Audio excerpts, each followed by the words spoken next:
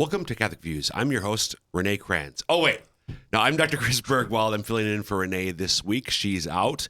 And on today's show, we're going to be talking with Emily Leadham, who's the Executive Director of Catholic Family Services. We're going to be talking about how to survive winter and the winter blahs. First, we're going to have some biblical bites with Brianna, because it's normally Dr. B, but Brianna is filling in for Renee. me? You? Well, I don't know. So we're going to make this work. So I'm actually really, I told you before we started recording, Brianna, that I think Renee's going to be sorry that she missed this week's. You'll find out why right now. Okay, so we're starting with the Catechism. Deep. Like, what? What the heck? Bring out the big books. The big books.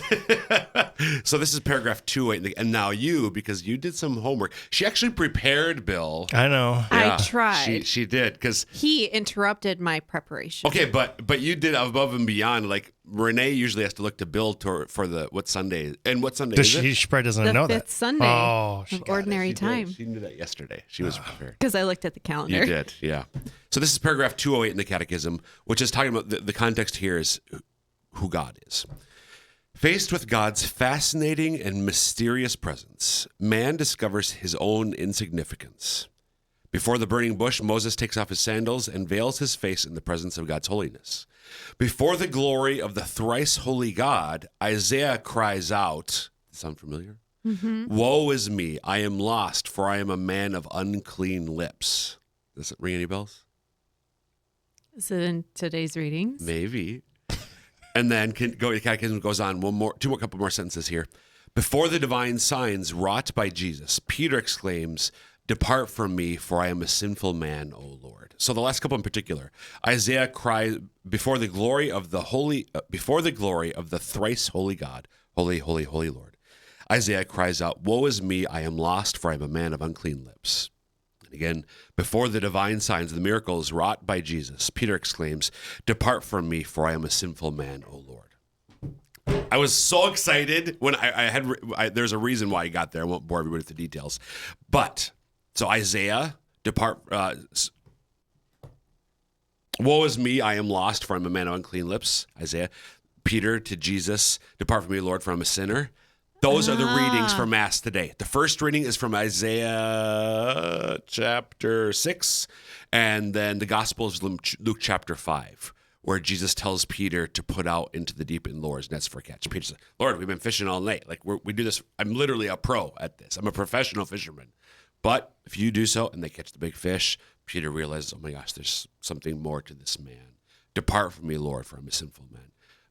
And then I'm going to pull out what Jesus says to Peter. Is it a big fish or is it a large amount of fish? It was a large amount of fish. It was not a big fish story, Bill. "Do not be afraid. From now on, you will be catching men. When they brought their nets to the shore, they left everything and followed him."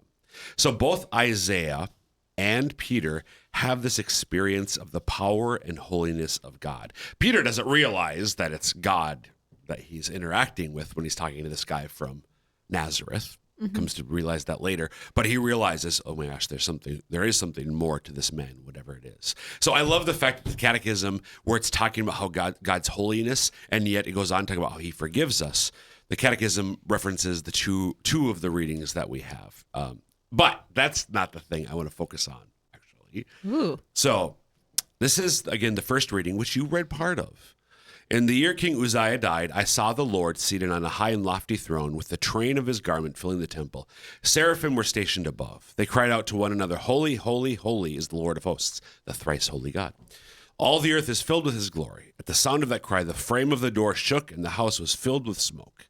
Then I said, 'Woe is me, I am doomed, for I am a man of unclean lips, living among a people of unclean lips. Yet my eyes have seen the King, the Lord of hosts.'